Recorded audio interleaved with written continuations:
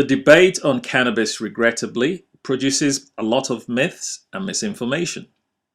In this video, we look at the main questions in the debate in order to debunk the myths. Is cannabis a gateway to other drugs? No.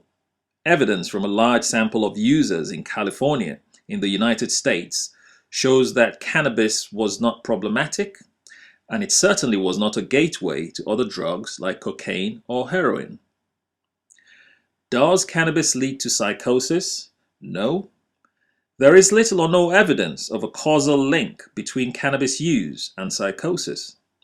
Studies by schizophrenia research in Nashville in the United States between 1996 and 2006 showed a rise in the number of people using cannabis, but it did not show a corresponding increase in psychotic incidents. Does cannabis affect intelligence? Certainly not. Cannabis does not have a long-term negative impact on intelligence. Evidence from Canadian researchers suggests that cannabis use had a negative effect on IQ score. However, that was only in subjects who smoked 5 or more joints per week. There was no negative effect on those who were heavy users of cannabis but were no longer using the substance. Does cannabis affect cognition, which means the ability to acquire and process knowledge? Well, cannabis has no real impact on a person's cognition. A 2003 study published in the Journal of the International Neuropsychological Society found that there was no substantial, systematic, and detrimental effect of cannabis use on neuropsychological performance in moderate and heavy cannabis users.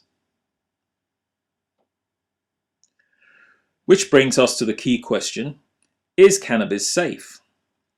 Well, THC, or tetrahydrocannabinol, which is the primary psychoactive part of cannabis, is indeed a very safe drug.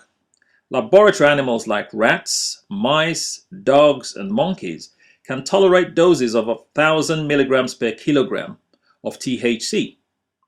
This would be equivalent to a 70-kilogram person swallowing 70 grams of THC, which is about 5,000 times more than is required to produce a high. Despite the widespread illegal use of cannabis, there are very few, if any, instances of people dying from an overdose. So there you have it, the facts on cannabis and not the myths. So for more truth and less hysteria, please visit www.brianbazaar.co.uk.